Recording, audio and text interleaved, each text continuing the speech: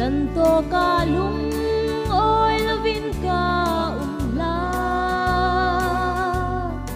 sin khom an top na ding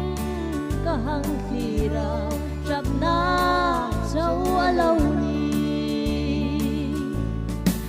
o karul hai hung ro mangai tu lal kom ti ama a chau sol dam na le lom na fam ki ma ko vel danin ka tak sa hi chim boy sin khom san tu bao le cha vinin lang lang khom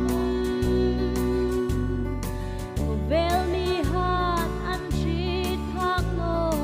lal ro hui chu ni tin a mi thui pe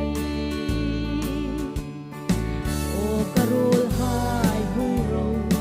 mangai tu lal kom ti ama a chau sol dam na le lom na fam ki ma kalen rol di zai on tui fin ka don pui ha